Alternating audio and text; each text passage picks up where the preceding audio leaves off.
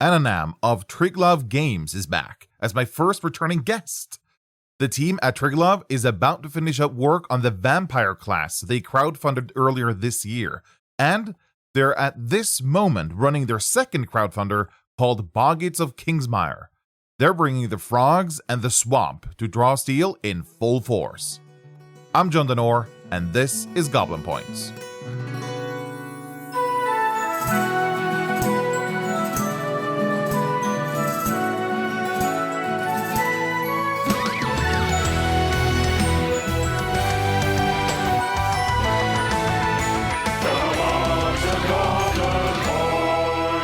Welcome back to Goblin Points, Ananam. Hello everyone, I am so happy to be here again. Introduce yourself. Do like a short introduction at least. Okay, hello everyone once again. My name is Mateusz. My accent will be weird because I am Polish. I am part of a team called Triglav Games, and we do third-party products for Draw Steel, which you all probably love. We love it too. We did one crowdfunder like half a year ago. It was a vampire class for Draw Steel. It was a successful crowdfunder, and we are like in the last stage of producing the class. And when you are listening to this podcast, probably there's our second crowdfunder going on, and our second product is Boggits of Kingsmire, a swampy supplement for Draw Steel. Yeah, that's pretty much it. That is a lot, though. It kinda is, yeah. Also, since last time we spoke, you're the first returning guest I have on Goblin Points, actually. Oh, yeah. It's so cool to be the first, you know? Since last time we spoke, you've added another person to your team, because Gub's joined you since then. Ah, yes. Gavin, GabDM. Great guy, great designer. He brings a lot of great ideas and enthusiasm to our team. And I'm super hyped to be able to work with GabDM. And speaking of the last crowdfunder, let's start there. Start from where we left off, basically. Because back when we talked last, that was before the crowdfunder was done. It was in the middle of running. And yes, we were cautious about how it would end. And I was more pessimistic than I should have been because it went better than I thought, which that's on me. On me. I'm gonna be honest, I was pessimistic too. I was like, I was trying to act all confident. But I was like, because for like standard procedure for crowdfunders is like there's a lot of backers at the very beginning and at the very end. And we was like right in the middle of the crowdfunder. So there were like days with 0 backers. So for the like middle 2 weeks of the crowdfunder, there was like nothing, like no new backers. And I was a little bit depressed. But yeah, in the end, it turned out okay. We funded and we even reached our first stretch goal, which was amazing. Come on. I was not expecting that. It was an incredible pickup at the end. I imagine the graph just suddenly just skyrockets into the air at the end. Yeah, because it was basically one person who did that. I mean, no, there was a lot of backers in the end. Like we saw some backers like increasing their pledges just so we fund, to like the next pledge level. Yeah, it was super cool. I'm super grateful to these people. But there was like one guy who I guess he really wanted an ancestry because he pledged like, 500 euros himself just to reach that first stretch goal. So it was like one person providing like, 1/6 of all of the funds, Wow. That's wild. Yeah, it's crazy. I reached out to this person. I'm like, hi, is this a mistake or? But yeah, we spoke, and in the end, he was like, no, I'm paraphrasing right now. I don't like remember like quotes, but he just wanted to support us, which was also extremely cool. And to this day, I feel humbled. Wow. Yeah. Thank you, anonymous contributor. Well, if they are listening to this podcast, then maybe they will comment below. I don't want to like say their nicknames No, in no, case no, they no. are like, yeah. Well, it's super cool. Yeah, I was really happy seeing you make the funding goal, because you let me see some of the design for the class before you published the crowdfunder, and I was really impressed with what I saw so far. And since then, I feel like my first impression was correct, that this looks really, really good. But the art, though, oh my god, the art you get for this class, it's so amazing. And now, recently, the Crimson Director, holy crap! How do you get art that's that good? Well, I was lucky enough to find a great artist for doing dark fantasy stuff. So our artist for most of the stuff for the vampire is Eric Stigio, and he goes by Typhon Games. No, Typhon Art, sorry. Also, you can find him on ArtStation. And he like does a lot of dark fantasy stuff. For example, he was one of the artists for the book for 5e called Erevan's Guide to Death and Beyond, which is like afterlife focused supplement for 5e. He did, I believe, he did some items for Diablo Immortal. He did some art for Raid Shadow Legends. So basically, well, I was lucky that I was able to get like Eric's attention, that we collected funds to be able to pay him, and that he had time basically for us, because as you say, his art is amazing, so he like has a lot of customers, I guess. So like after the crowdfunder, he was actually busy for like 3 or 4 months. He started doing more art for us just like, let's say, like last month, right? Because he was just preoccupied with his other projects. So basically now he's working hard doing character art for all our subclasses called Bloodlines. He is working on the cover for the product. And he already did like some page fillers for items and stuff. I previewed a lot of this stuff on our Discord server, so you can join and see them. It's amazing, great stuff. Yeah, the art looks fantastic. If art sells, then the vampire's gonna sell like crazy. I gotta tell you, it's funny because 2 of our like first artists, I found both of them on Facebook. I think there were even people asking me in the Reddit thread, where do I find my artists? And basically, I just joined some Polish art groups, and there are people there posting like, you know, commissions and stuff. And I basically reached out to the people whose art looked the best for me. Yeah, because one of the art pieces for the vampire was actually not done by Eric, but by Victoria. We found Victoria Skalska. I also found her on Facebook, reached out, and she did a full-page illustration for us for the Spore Bearer bloodline.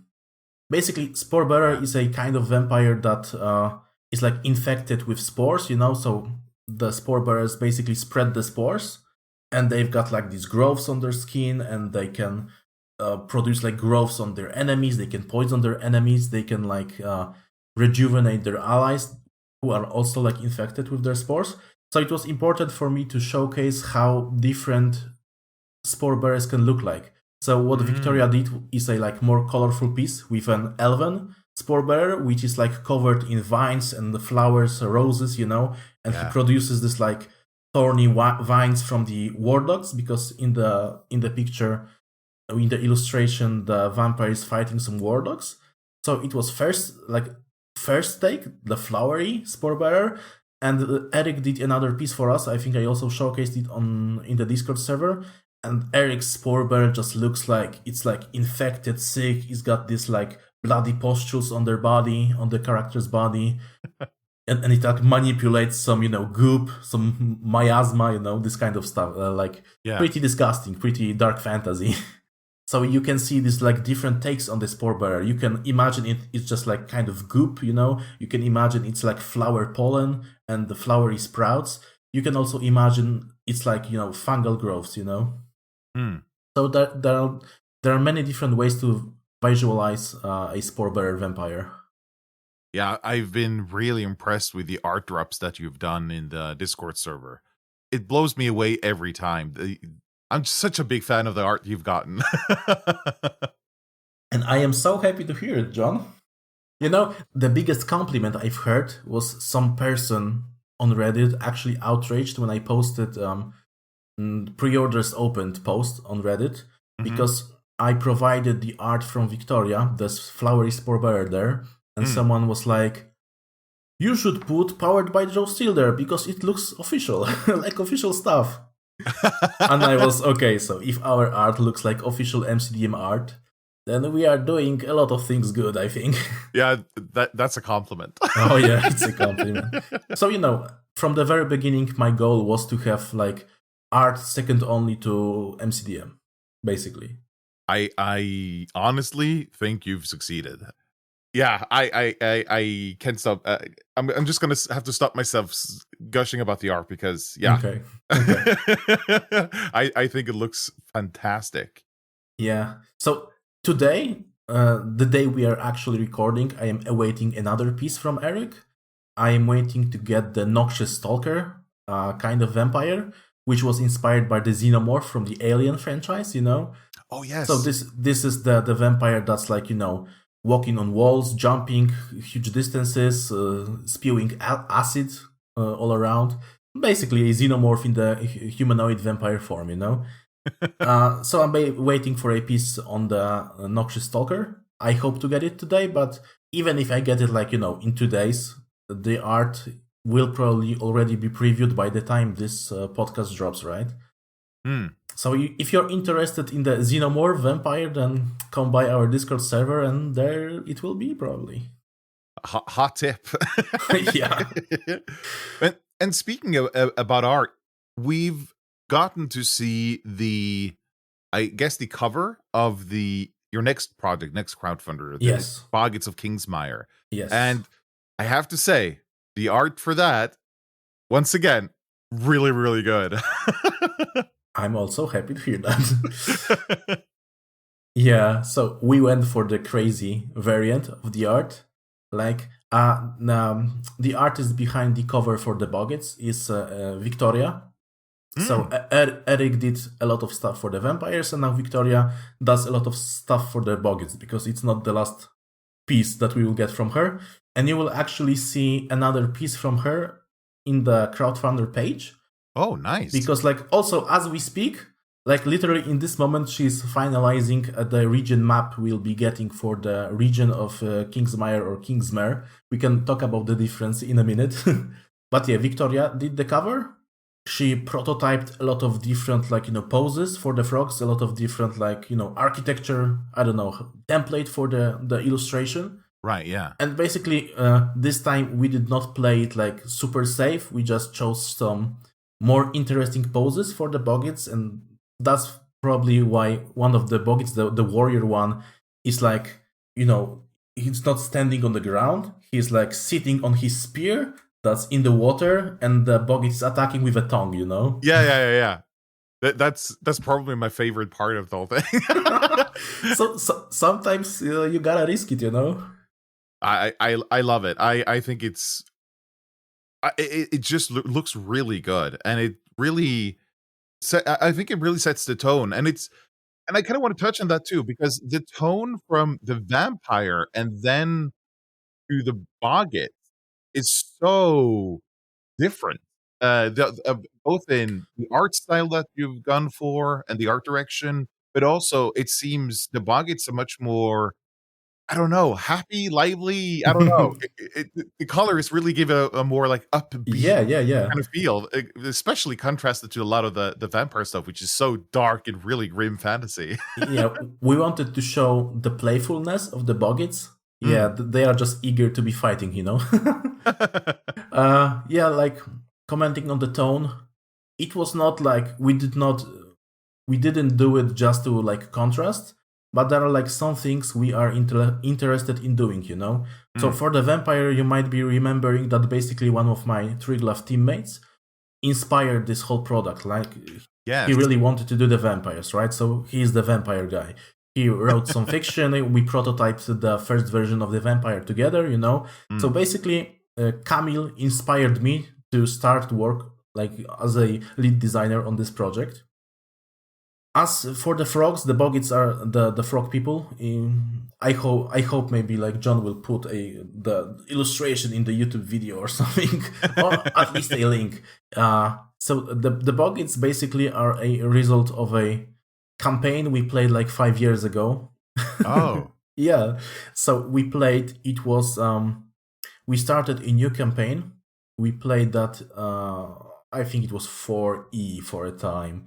And we played through Rivers of Harkenwald, which is one of the adventures that Matt Colville recommends, and it's a great adventure. And in the Rivers of Harkenwald, there is a part where heroes fight some bullywugs, which is also like frog people, right? Yeah, But from that game, which name we will not say out loud. But the company that did the game sounds a lot like Lizards of the Worst or something like this. Yeah, so there was a big segment with... no, it was not the big segment. It was a segment with some frog people. And basically, I expanded the segment. It turns out that the maps that ended up in the final product for the Rivers of Harkenwald were not the maps that were done by Mike Schley initially. So I found like Mike Schlei's website with his cartography, and I saw that he created this big sprawling dungeon, for the frog people. Yeah. And I bought that map and I expanded, like I designed this dungeon like from scratch myself. Like the whole dungeon full of frog people was like one of the most memorable things my players experienced while playing RPGs. I found a great, like, funny soundtrack for the frogs. I did a lot of voices, and the leader of the frogs was like, making fun of Daenerys Targaryen, because it was like Queen of the Frogs and First Thoughts, The Unwashed, all the titles, Mother of Frogs or all of Amphibians, and we did not call her Khaleesi, but we did call her like Frogisi, something like this. So to this very day, my players still like talk to me about this frog adventure. And I've got such like warm feelings when I think about frog people in RPGs. We just basically decided, let's do something wild, let's go for frog people, because we all love frog people, we've got fond memories of frog people. Let's just pour the fond memories and love to frogs from our hearts straight to this product. It sounds like you followed Matt's advice of taking the stuff you love and put it in your game. Yeah, basically. There are so many things we want to do, because there are so many like different themes and like creatures we want to be working on, With time, probably we will I hope we will fulfill all our fantasies when it comes to designing products. But, you gotta like make it slowly. Yeah. Doing the frog product was a pretty spontaneous idea, and it like went really fast, because I was like, we should probably wait until we are done with the vampire before our next crowdfunder. But then again, most of the work is done. We are waiting for the art. We must wait for the art before we can do layout. And like, we really have a lot of time now to design some new stuff. So how about we do this like frog people? Yeah. I also remember the initial idea was to do like a monthly thing where we would release like, 4, maybe 6 pages of content every month. But it turns out we were not able to like reliably produce content like every month. Like one month we would do like 20 pages of content, and the other month we would do like 0, Right, So we could not like squeeze out being regular with stuff. So the Boggits were in my folder for months. And then when we decided we actually have time to do and like another project, I was like, let's go for the frogs. And everybody was enthusiastic. Yeah, I remember you and me talking off or like in chat, just the two of us, about you doing monthly stuff at some point. Yeah, it was like supposed to be called The Omens. And the idea was like we'd get out regular content even for free. I think we were pondering if it should be like a Patreon stuff or not. But in the end, I think the final idea was to make it like free. and we would call it the Omens, because it would be kind of like playtest and see what people like. So okay. the stuff that we would release, we will get feedback on, and we will see like, are people liking this? Because if so, then we can take it, put it in a bigger project and expand it if people like it, and if people hate it, we might rework it or like scrap it altogether. It's like, I don't know, Unearth Arcana kind of stuff. Right. As a as a person who produces a podcast episode twice a month and develops software on the side, putting something out every month is a lot of work, and it really relies on you being able to, set aside time to do all that stuff. So I can imagine doing that with like a product where you have to do a lot of design work. It's difficult. I can only imagine. Well, I have a backlog of ancestries I did. So the Boggits were the first one. So frog people. I did also eel people. I called them Alasas. So I have like eel folk in my back pocket. I did start a design on like, let's call them lobster folk also. A lot of animal folk, sorry. Yeah, so I got a lot of design done on the lobster folk. And also I made a skeleton ancestry, and I posted even in the MCDM Discord, and I feel like people really like the skeleton ancestry. What you're saying is that you've got a future ancestries book brewing, basically. Maybe your next crowdfunder.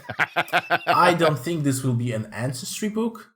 Like, I cannot say anything for certain, because I was like 2 months ago, I was still not certain we will be doing Boggits, so yeah. What I can say is I think we'll like the Vampire should be done this year, and if not, it will definitely be out in January, unless like the layout process screws us. I don't know. I hope not. I hope everything will be like on track and people will be happy with their vampires on Christmas. That's my plan, or before Christmas even. And the Boggits, because the Boggits are not a class, so they will require less testing. Also, the Boggit ancestry is already tested, because while we were testing the vampire, like sending it to Pesto and to Sam McGurran, I was like, test the class, but make another player also play this ancestry of frog people and get us feedback on the frog people. So while we were testing the vampire, we also already tested the Boggit. Nice. So the Boggit will be posting rules for. It's like, third version of the Boggit, the one that actually stuck, Wow. Okay. Yeah. So the Boggit is already tested. We'll be requiring less testing for the product, because it's not a class.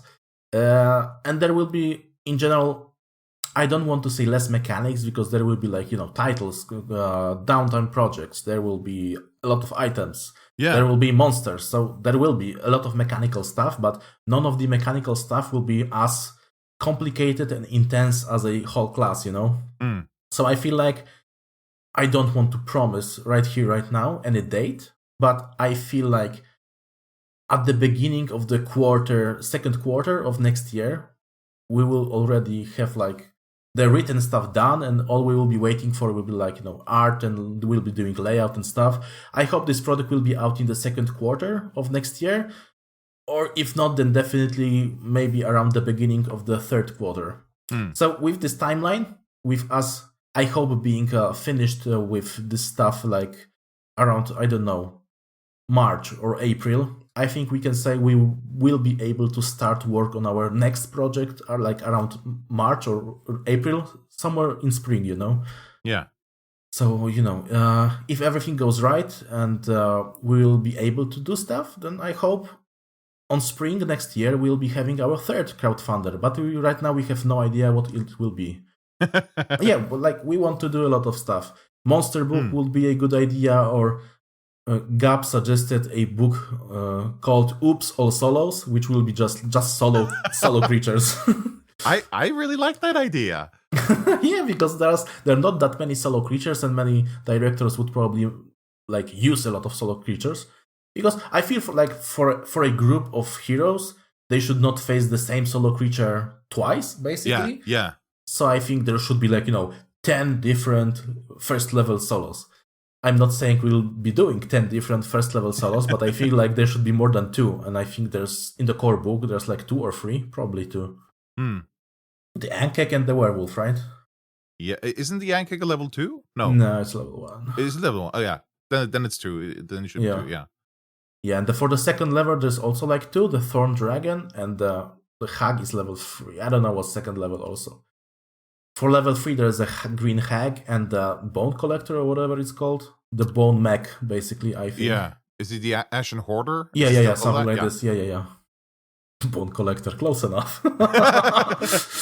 Oh, shit. We should also say the Arix, not the Ankeg. Yeah, sorry. Old habits die hard. You know? Yeah. But I wanted to mention, to bring you back to the Boggits, because I was surprised when I saw the landing page for the crowdfunder. I understood. You'd already mentioned the Boggits, so I knew that the ancestry was coming. But then I look at the landing page, and as you mentioned, you're doing at least 2 new kits. You're doing new class options, a new swamp domain for sensors and conduits. There's kits for the Stormlight Fury, perks and titles, treasures, downtime activities. There's so much in here. In addition to just about, and even the quests. I mean, there's so much. Yeah, I'm gonna be honest with you. I think I have trouble with like scope bloat. I'm addicted to adding more scope to projects. But like for the vampire, it's a good thing, you know, because for the vampire, we promised to make the class, and then the stretch goal was for an ancestry, right? Yeah. Right now, there are like 28 items in the product. Wow, okay. Yeah, 28 items, like 5 titles, I think 4 complications. There are like 2 vampire careers. I think playtesters got this already in the most recent packet. So there's a lot of really cool stuff in the vampire product, and a lot of it is basically me bloating the scope of the project. Yeah, even I commissioned more art from Eric, because, you know, a lot of these pages will be empty. I need some more page fillers. Yeah, and also worth mentioning, you know, art is expensive, so we believe in this product. So basically, we like crossed the budget for the product. So we are paying for a lot of this stuff right now from our own pockets, but I think it's worth it. Also worth mentioning is that we opened pre-orders, and we got a lot of pre-orders, so we are happy people are believing in the vampire. We encourage more people to believe. But, you know, I am really happy that pre-orders are actually pretty popular. I get the feeling that once the vampire is out and people get to see the art and everything, and apparently also see how much extra stuff there's in there, and not just the class, I'm so optimistic now that you're gonna sell a lot of it, because it just looks so good, and I think I this might just be a me thing, but with it just being the vampire class, it might feel a bit like sparse. But when you kind of fill it out with all this extra stuff, all the titles and complications and items, I think it feels even more like a bargain almost. Yeah. To give you an example how we expanded the scope to give more options to the vampire players, you know, one of the complications, I think it's called Soul Drinker, and it's explicitly for the vampire. And basically, there is this thing in, I don't want to like make a mistake here, but I believe Japanese folklore, or Korean maybe, there are creatures called Jiangshi, I think, which is kind of a vampire, but they do not drink blood. They drink like, you know, chi or spirit or soul, whatever. Okay. So the complication basically modifies how the class and ancestry works, because class and ancestry are pretty correlated in the product. So it modifies so that you don't drink blood, but you can actually drink soul from a distance, and you get more temporary stamina. But in exchange for that, because this is a complication, so you exchange something, you got less like base stamina, so you got less health, and you have to rely heavier on the like self-sustain on the temporary stamina for your survival. But you can do it also from range, you know. Wow. Okay, that's cool. Okay, that's really cool, actually. It both kind of changes the class mechanically and reflavors it. Yeah. That's really cool. You can be a dampier, you know, so you can play Blade. There are a lot of cool stuff. there's also one complication called, I think it's like Crimson Blight. And basically you are afflicted with a, Crimson Blight. And it gives you damage weakness, So you take more damage. But also you can spread the disease to your enemies. So if you bite someone, that other person also gets damage weakness. Oh, interesting. Yeah. Oh, I'm loving a lot of this. I bet you do. I wanted to ask you about with the extra stuff in the vampire product. It's more than just like a class on its own without any context. It sounds like there's you got like extra stuff that fits with the vampire and makes it more fleshed out. And I would think make it easier to integrate into a campaign with the fact that, well, here are some treasures that are actually fitting for a vampire to wield, or here are some complications, as you mentioned, that actually makes it feel more integrated into the character creation part of the game. Well, yes, the vampire package is almost like full, and I said almost because one piece missing is more vampire monsters. So this is something I did not want to do because I would need more testing, a lot of testing for monsters, a lot of art for monsters. And it kind of like, it limited some of our design, because initially when I designed the items and also some titles, I was like, item prerequisite, 1 pound of acid from the Noxious Stalker vampire, this kind of stuff. And actually it was Gab who was someone like, well, do we have like Noxious Stalker monster stat block? And I was like, nope. And he was like, no, we should not put this because people will have to like homebrew their own monsters just to meet prerequisites for our items. So we should not be doing this. I also designed this like high-level meta progression system for the vampire. They had a title called Master of Bloodlines. And it was basically, if you defeat a leader or solo vampire or different bloodline, you can steal their bloodline and get like class features of the other bloodlines too. Wow. Which was like a meta progression, because like, let's say you, for some reason, fought 5 different Crimson Conductor vampires, So you would get like, first level passive and like 1 signature ability. After the second one, you would get the triggered action and maneuver of the bloodline. After a third one, you would get access to the 3 resource and 5 resource abilities, this kind of meta progression, So if you like spend whole campaign fighting a vampires of 1 bloodline, the leaders and solos, you will like unlock the whole other bloodline, which is pretty powerful, but requires a certain kind of campaign, Yeah. And also it would require us actually making all of the different vampire types, So it was unfortunately a no. But I think like if we keep making stuff and if our stuff keeps getting popular, like for the 5-year anniversary of the vampire class, we might do like a crowdfunder called Vampires Revamped. So pun is intended. And in the Vampires Revamped, we might actually do like a bestiary full of vampires, and we will add the Master of Bloodlines title probably. Right, nice. Yeah, well, but also no, if we make like a setting product, dark fantasy setting product, or if we make like monster book, we might actually squeeze the vampire stat blocks there. If there's an opportunity, then we will do it because we are excited to bring more vampire stat blocks to the game.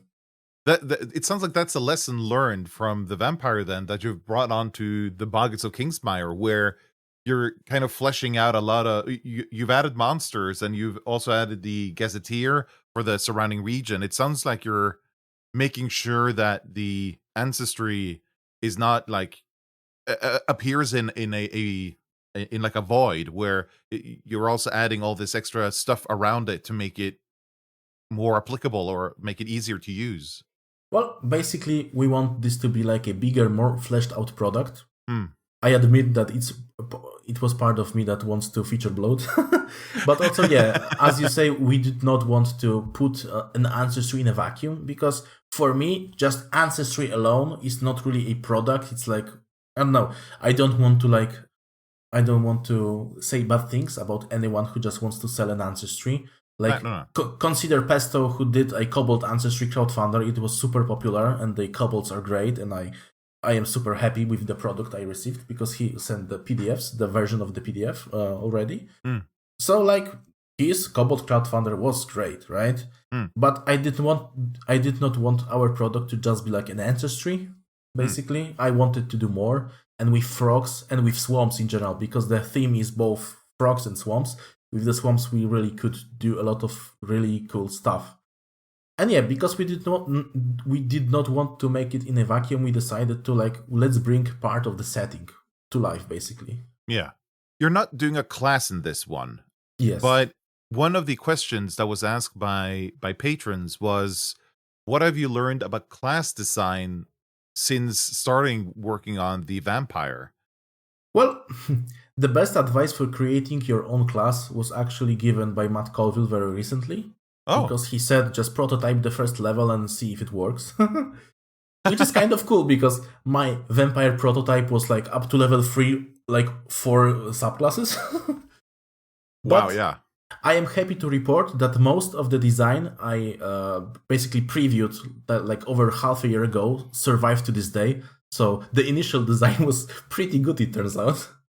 It was a big confidence boost for like my design, basically. One big piece of the vampire that changed was the build your own subclass, basically. It got scrapped. And, well, part of me is still sad, but I feel like it was a correct choice to be made. So how the vampire worked initially was like, there were 4 bloodlines, and you were able to pick and match all of them. You picked 2, basically, when you created your character. The testing showed that even though people were really enthusiastic about the idea, it simply was not how players were building and playing the vampire.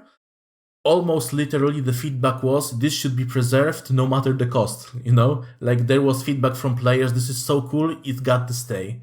But the very same player who did that feedback, who said these things, built his vampire only from parts from, like, one bloodline. So the testing showed that it was still the best idea to basically build the vampire only from like one bloodline, because then you got this like nice combos, you know?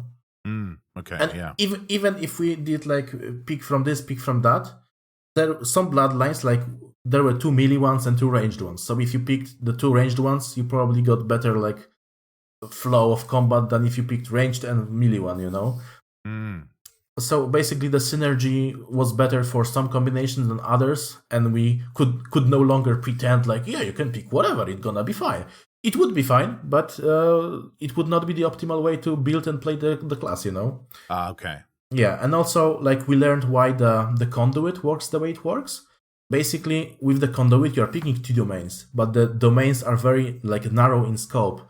Like 3 abilities, 3 features, and that's it. And we wanted the vampire to be really customizable.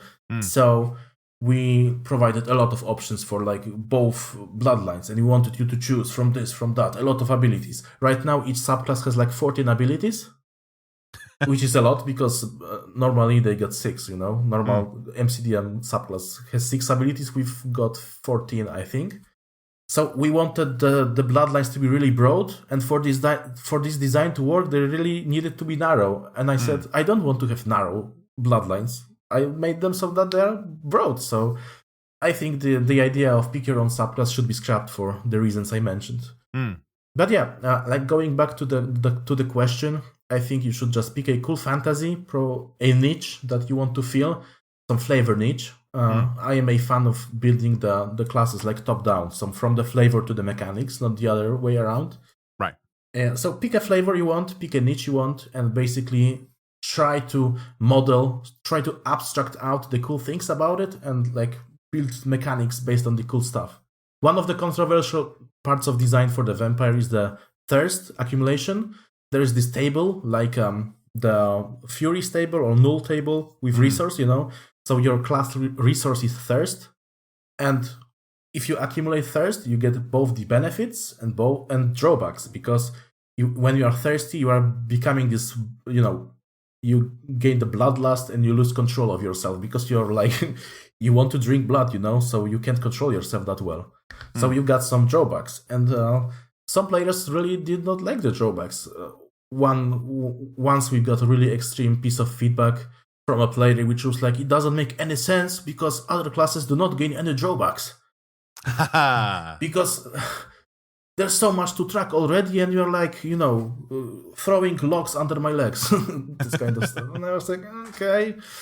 Other players did enjoy it thematically, though. And the benefits are really strong, so we needed the drawbacks to offset the benefits. Right. There was another question of what are some tips you want to give someone that's looking to build their first Rod Steel class, but it sounds like it's much the same of start with a fantasy and try to build the first level. Yes, basically yes. If you got an idea for a really cool mechanics, you can do it bottom up. So start from mechanics and then try to find a flavor which fits the mechanics. Mm-hmm. I believe a lot of Pathfinder 2nd edition classes work this way, or were built this way. So there's nothing wrong with that. But I believe intro still, the cinematic part, the flavor part should be the main ingredient. Like the vampire vibe is like really strong. People know what to expect when they hear vampire.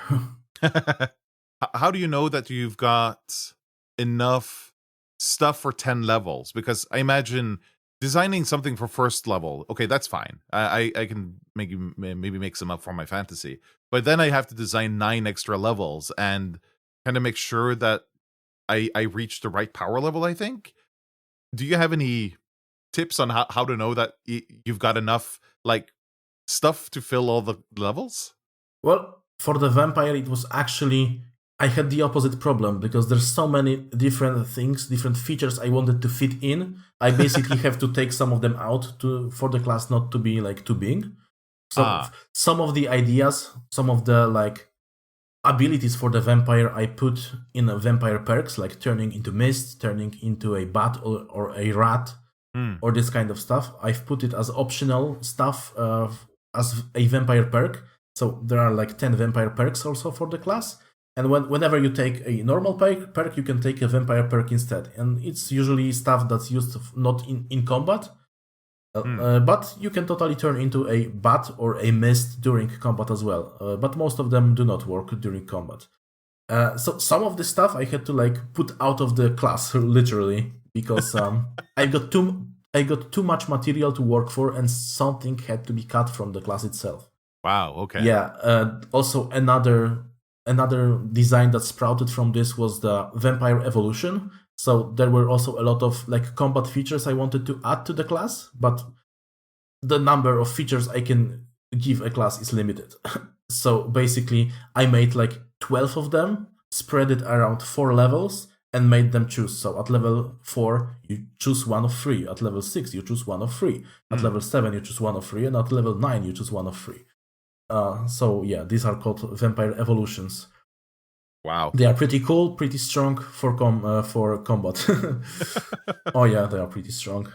To talk about like power level, basically what I usually do, I go to the extreme. I put out the strongest or almost the strongest version of the ability I can think of, and then I put it to testing. And if I receive feedback, this is too strong, then I'm good. Okay, dial it back a bit. You find it's easier to dial stuff back than dial stuff, I don't know, up? yeah, because it's cool to feel strong. Players like feeling strong, so we do the cool thing first, and if it's cool but too strong, we dial it a little bit back. Okay. I don't want to like provide half-baked versions of abilities for players, basically. That's fair. So yeah, that's another good advice, I think. Just go to the extreme and see if it's not actually that extreme. I also received a question. If there was one question you wanted to be asked, what question would that be? So this is basically an invitation for you to kind of talk about whatever you want. I actually did not prepare for this question because I thought, no, you are not going to ask it. But okay, I have a good topic to mention. Nice. Because people will already, by the time this airs, people will already know. So it is a good moment to mention that we will be having at least 4 and I think 5 quests in the product, right? Wow, yeah, nice. And this will be quest, like one quest is already like prototyped, and the quest was written by GabDM. Hi, Gavin. It's pretty cool. It's like music themed, which is interesting. I reached out to some people, and some people agreed to like write quests for the product as well. And I want to say that one of the people who agreed to write a quest for this product is actually John. Oh, yes. So you can already see probably in the crowdfunder page that we will be getting a quest from Paul Ligorski from Heart of Arcana. Nice. We'll be getting a quest from John, and we'll be getting quests from at least one from Cameron from Rise Heroes Rise. Wow. Like Cameron is really excited about all the frogs. He loves frogs. He tells me this. I don't like frogs as animals, but I love frogs as a concept. He loves the abstract frogs. Oh yeah. So there will be a lot of cool stuff from different people for Boggits of Kingsmire. And actually, yeah, I wanted to talk about the setting as well. So as I said, we did not want to put this in the vacuum. So we created a like mini setting. It's not closed. It's part of our like in-house Triglav Games setting, you know. It's like one region in a bigger country. It's a swampy region. So the region's official name is Kingsmire, like a lake. There's a huge lake in the middle. It's called Kingsmire. And around the lake, on the like half of the region is covered in swamps that are inhabited by the Boggits. And the swamps are called Kingsmire, not Mare, but Mire. Okay. And if somebody wants to insult the region or the people of Kingsmire, he calls the region Kingsmire, and that's the like differentiations. Because like people do not like the swamps, you know. People do not like the swamps, so officially it's Kingsmire. If somebody wants to insult the region, it's Kingsmire, and Boggits live in the Kingsmire. So that's it. There will be a lot of cool stuff there. Basically, we wanted to, on one hand, provide a pretty generic setting, like, you know, it's like medieval stuff, standard medieval setting, but give it a twist. And basically, the twist is we focused on like the swampy, the swampy stuff. There are some, you know, hills full of psionic crystals with some dwarven ruins there. We've got a woad in the south. We call it the Mist Woad, which are home to a new species of elves called mist elves for now. But for now, they don't have like stat blocks, and there will not be another ancestry in the product. But if we like gather enough money or interest, we might do them as a stretch goal, or we might do them in the future. You know. Yeah. There's place you can put a lot of like popular low-level adventures in. For example, I have a spot for like Lost Mines of Phandelver. There, I will probably find or create a place you will be able to put a Dillian Tomb in. All right. So this will be like, you know, a starting setting for a new Draw Steel campaign if anyone wants to use it.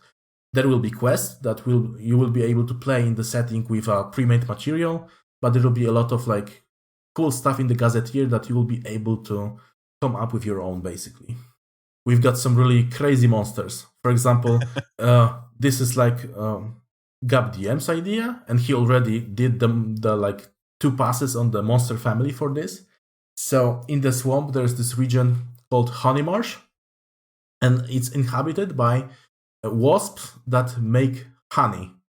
In Asia, there are already wasps that make honey.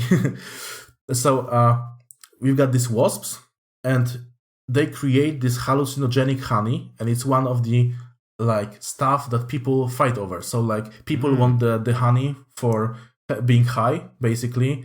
The ratfolk in the region, there's this like crime organization called Crooktails, and they are like trafficking the honey, you know, selling it all around the globe. And the Boggits like use the honey for their rituals. So the Boggits like cultivate the wasps, and the best honey comes out when the wasps are actually like building their nests or their hives in corpses. Okay. So there is this group of monsters called hive husks, and hive husks are basically like undead bodies in which the honey wasps build their nests. So these like are like zombies full of honey and wasps, you know. So they got like all of the funny honeycomb hammers, and they can make the swarm of honey wasps like basically converge on a target, you know, and they are like this big, we call it shambling hive, like size 2 creature that's just like one huge wasp nest, you know. It's an elite creature, I believe. Right now it's a level 2 elite controller. Yeah, so we've got a lot of cool stuff. Yeah, and for now we'll be testing this out. You've got the minion stat block for like the wasp swarm, you know, and they got this ability that they can provide temporary stamina because they're like building their hive on top of you, like on top of the other creatures, right? So if the smaller hive husks have enough temporary stamina and are adjacent to each other, they can actually like meld into the higher forms, like they can meld into shambling hive. It's crazy stuff. I previewed it to Cameron from Rise Heroes Rise, and I hope he'll be running this for his like Halloween one shot or whatnot. Wow. Yeah, so there will be like the Hive Husk family, there will monster family, there will be like Boggits monster family, there will be also like Swamp Denizens monster family. There will be a lot of giant insects, you know. I got this idea. Well, it's not really that original, but I've got this idea for a bug stalker, which is like, you know, a bug on a very long legs, because he's like, you know, the swamps can be deep, so he's basically traversing the swamp on a very long legs. And you know, if the bug stands on the ground, he's like, you know, 2 or 3 squares above you, and you gain a bane on attacks against it because it's so high up above, you know.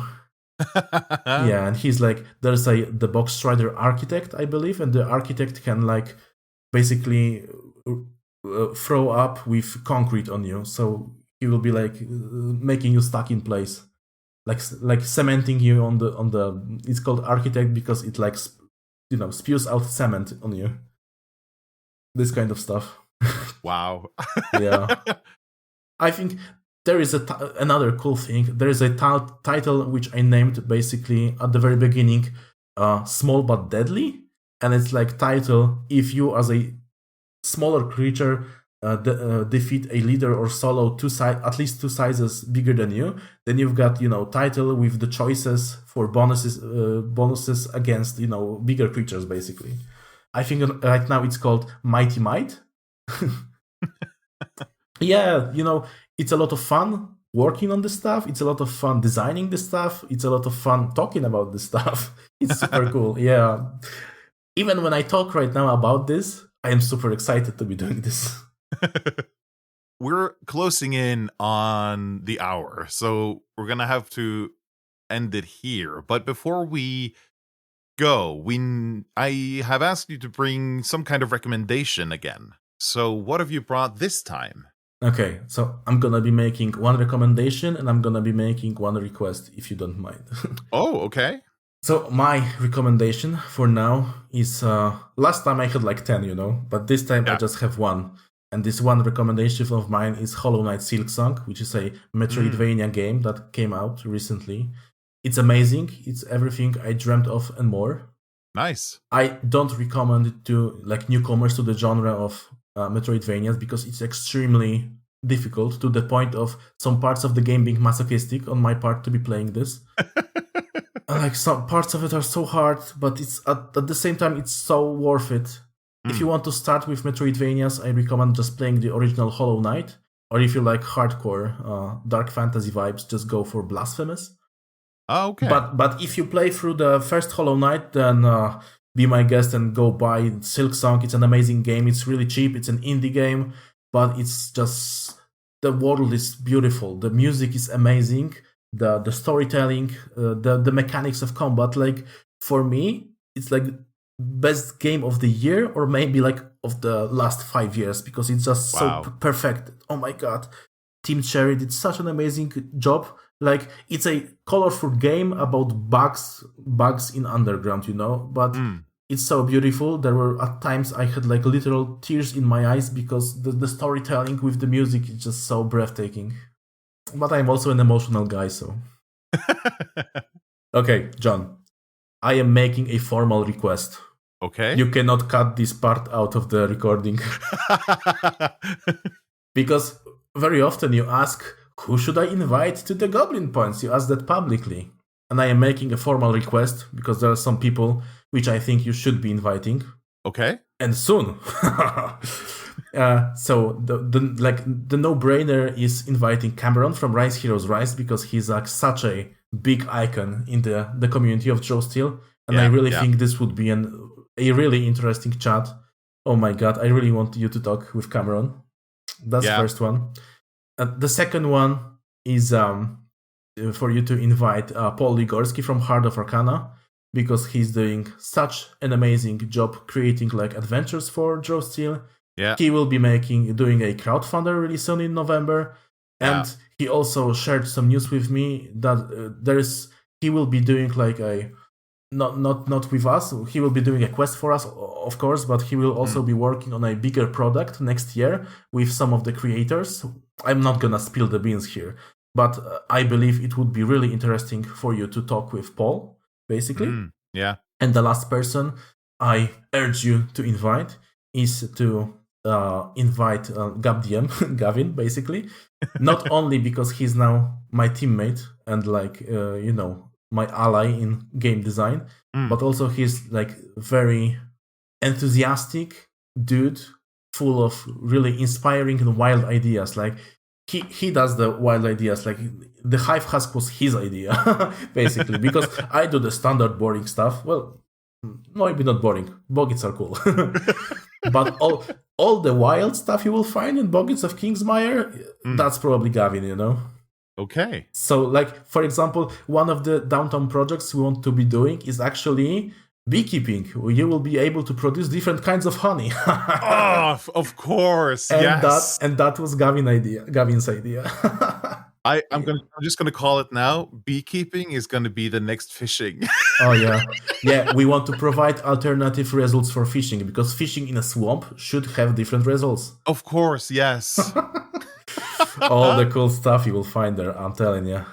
Oh man, I'm really looking forward to both to getting the final version of the vampire, but also seeing everything that's going to be in the Boggits of Kingsmire. Yeah. So basically, Cameron, Paul, and Gavin, please invite them. I want to hear you talk with them so much. I have to admit they are on my list, and me and Cameron have even talked about having him on here, but I just need to make it happen. Okay. John, right now you have to sign this. I solemnly swear I will invite them all. Yeah, I like to hear that. Thank you so much, Ananam, for coming on again for the first time. Repeat guest. I'm telling you, if we launch our third crowdfunder, I'm gonna be there. You're very welcome back. Thank you so much for coming on. Okay, thank you so much. It was a delight, as was the last time. Oh my god, it was such a delight to be able to talk with you about all the cool stuff.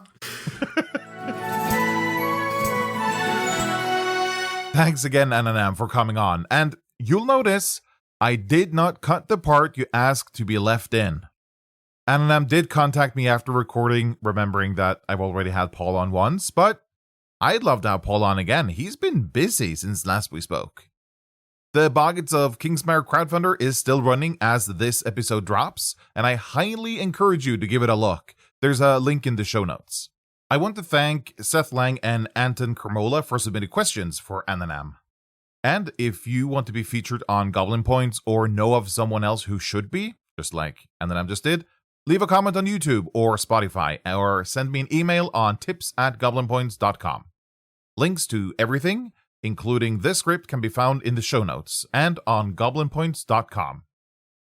If you want to support my work, you can become a Patreon supporter. As a paying member, you can submit questions for upcoming guests. You also get access to premium features on Stall. Stall is a digital toolset for playing and running Draw Steel, digital hero sheets, looking up monsters, or read the core rules. Go to stall.app, stawl.app. Next episode is on the 5th. That'll be the news roundup for October. See you next time. Snakkes.